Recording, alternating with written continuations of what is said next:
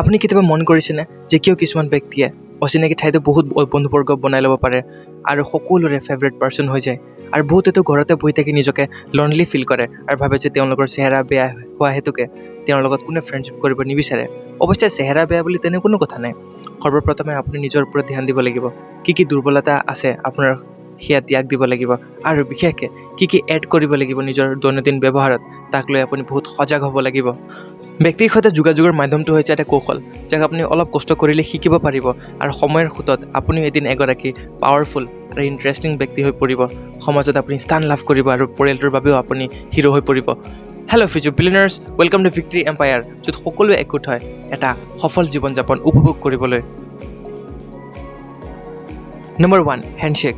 হ'ব পাৰে এইটো আইডিয়া অলপ পুৰণি আৰু ঘিচা-পিটা হ'বগৈ পাৰে, কিন্তু ই বহুত বেছি এফেক্টিভ অতীতৰ পৰা বৰ্তমানলৈকে। হেণ্ডশ্বেক কৰাৰ লগে লগে ব্যক্তিগৰাকী অনুমান লগাই ল'ব পাৰে যে আপুনি কিমান ইণ্টাৰেষ্টিং আৰু আপোনাৰ আত্মবিশ্বাস কোনটো লেভেলৰ। হেণ্ডশ্বেক কৰাৰ সময়ত হাত আপোনাৰ দৃঢ় আৰু সন্মানজনক হ'ব লাগে, যাতে এটা ভাল ইম্প্ৰেশ্যন বা মেছেজ সেই ব্যক্তিগৰাকীলৈ যায়। বহুত বেছি টাইট নহয় আৰু বহুত বেছি ঢিলাও যাতে নহয়, তালৈ আপুনি ধ্যান দিয়ক। আপোনাৰ গাত যিমান পজিটিভিটি আছে, হেণ্ডশ্বেকৰ যোগেদি অলপমান শতাংশ তেওঁলৈ ট্ৰান্সফাৰ কৰি দিয়ক আৰু ৰিয়েকশ্যনবোৰলৈ লক্ষ্য কৰক। Number 2, stand up when you introduce someone. যেতিয়া সম্ভৱ হয় কাৰোবাক মাত দিলে বা হেণ্ডশ্বেক দিলে কাইণ্ডলি মুখত এটা স্মাইল ৰাখি থিয় হৈ যাওক। হয়তো তেওঁ আপোনাৰ সমনীয়াও হ'ব পাৰে বা সন্মানীয় কোনোবা ব্যক্তিও হ'ব পাৰে। আপুনি যিমানে আনৰ প্ৰতি কাইণ্ডনেছ শ্ব' কৰিব, সেই কাইণ্ডনেছ মাল্টিপ্লাই হৈ আপোনালৈ আকৌ ঘূৰি আহিব। Number 3, dress properly. সদায় মনত থ'ব যে যেতিয়া আপুনি কাপোৰ প্ৰপাৰলি পৰিধান নকৰে তেতিয়া মানুহে আপোনাৰ কাপোৰযোৰলৈ লক্ষ্য কৰে, কিন্তু যেতিয়া আপুনি পৰিস্থিতি অনুযায়ী আৰু পৰিপাটিকৈ কাপোৰ পৰিধান কৰে তেতিয়া মানুহে কেৱল আপোনালৈহে ধ্যান দিয়ে। এইটো বহুত মন কৰিবলগীয়া বিষয়, কিন্তু ইয়াক আমি আওকাণ কৰোঁ।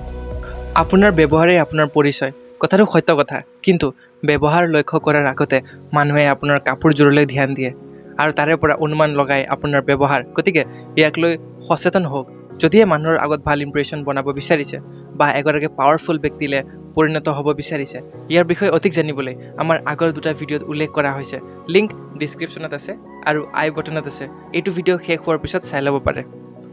নম্বৰ 4, ন' ইয়ৰছেল্ফ বেটাৰ। নিজকে চিনি পোৱাটো হৈছে এটা কৌশল। নিজৰ যিবোৰ উইকনেছ বা দুৰ্বলতা আছে তাক জানি লওক। যদি শুধৰণি কৰিবলগীয়া আছে তেন্তে তাক আজিয়েই কৰি লওক। দুৰ্বলতাই সফলতাক আগবাঢ়ি আহিব নিদিয়ে আৰু আমি ভাবি নাপাওঁ যে কোনটো সময়ত কোনো ডিচিশ্যন ল'লে ভাল হ'ব। আমি কোনবোৰ বস্তুক নিজে কণ্ট্ৰল কৰিব পাৰোঁ আৰু কোনবোৰক নোৱাৰোঁ তাক জানি থোৱাটো আমাৰ বাবে ভাল। ইয়ে আমাক এজন সফল আৰু শক্তিশালী ব্যক্তিলৈ পৰিণত কৰে। আমি নিজকে জানিলেহে এজন ষ্ট্ৰং মেন হ'ব পাৰিম, আনকো সোনকালে জানিব আৰু হেণ্ডেল কৰিব পাৰিম। বুজি নোপোৱাৰ ফলতে বহুত মিছআণ্ডাৰষ্টেণ্ডিং হয়। সেইবাবে কোৱা হয় যে a strong man can handle a strong woman, a weak man will say she has an attitude. Number 5, respond. ৱালৰ লগত কথা পতা কোনেও পচন্দ নকৰে, গতিকে কাৰোবাৰ লগত কথোপকথনৰ সময়ত তেওঁৰ কথাবোৰৰ ৰেছপণ্ড কৰক। হয় নেকি, মইতো ভাবাই নাছিলোঁ। তাৰপিছত কি হ'ল? সঁচাকৈ এইটো হ'ব নালাগিছিলে বা তেওঁ সেইদৰে ক'ব নালাগিছিলে। এইবোৰ কথা তেওঁ কওক, যাতে তেওঁ গম পায় যে আপুনি তেওঁৰ কথা মনোযোগেৰে শুনি আছে আৰু ইণ্টাৰেষ্ট লৈছে। কাৰণ এইদৰে কৰিলে আপোনাৰ উজ্জ্বল পাৰ্চনেলিটি এক্সপ্ৰেছ হয় আৰু আপুনিও যেতিয়া কিবা কথা তেওঁ ক'ব, তেওঁ ধ্যান দিব আপোনাৰ কথাত আৰু কথা ৰেচপেক্ট কৰিব। কল্পনা কৰক যে আপুনি টেনিছ বল এটা নেটৰ ওপৰেদি মাৰি পঠাইছে আৰু ই ৱালত লাগি বাৰে বাৰে পৰি গৈছে। কি লাগিছে আপোনাক?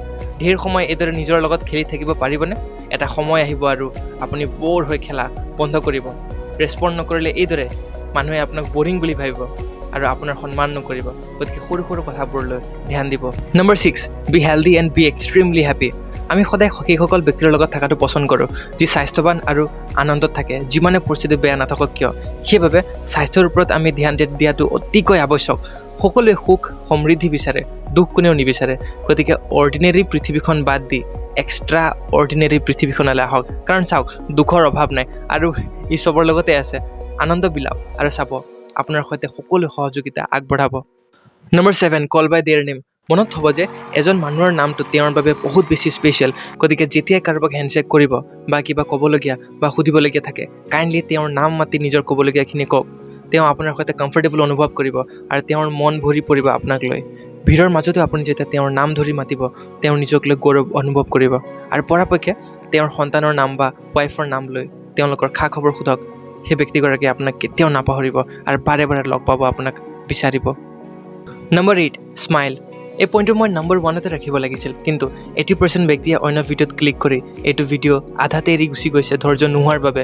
মই বিচাৰোঁ যে ধৈৰ্য থকা ব্যক্তিসকলেহে শেষৰ এই স্পেচিয়েল পইণ্টটোতে যাতে গ্ৰহণ কৰে। অন্তৰেদি আপোনাক ধন্যবাদ দিওঁ, আপোনালোকে স্থিৰে থাকি ইমান দূৰ অহাৰ বাবে। সৰু এটি হাঁহিয়ে সন্মুখৰ ব্যক্তিগৰাকীৰ প্ৰতি প্ৰেম আৰু সন্মান শ্ব' কৰে। সেইবাবে মাদাৰ টেৰেছাই কৈছিল যে let us always meet each other with smile because I simple smile is beginning of love. Number 9, show' your skill or talent. আপোনাৰ যদি কিবা টেলেণ্ট বা কৌশল আছে, এক্সপ্ৰেছ কৰক ব্যক্তিগৰাকীৰ সন্মুখত, আৰু তেওঁৰ যদি কিবা স্কিল আছে আপুনি জানিবলৈ চেষ্টা কৰক। ই দুয়োকে ওচৰ চাপিবলৈ সহায় কৰিব আৰু অপৰচুনিটিৰ দুৱাৰো আপোনাৰ বাবে মুকলি হ'ব। হয়তো সেয়া গান গোৱা, ডান্স কৰা, instrument playing skill, magic, writing, acting বা অন্য আৰু বহুত কিবা কিবি হ'ব পাৰে। লুকুৱাই নাৰাখিব, এক্সপ্ৰেছ কৰক, কিউকি য'ত দিখতা হে वही বিকতা হে। নিজকে খোলা হৃদয়েৰে আনৰ লগত প্ৰেজেণ্ট কৰক। ই আপোনাৰ পাৰ্চনেলিটিক এটা এট্ৰেক্টিভ লুকছ দিব। আপোনাৰ লগত সকলোৱে কানেকশ্যন বনাব বিচাৰিব আৰু সহজতে আপুনি মানুহক প্ৰভাৱিত কৰিব পাৰিব।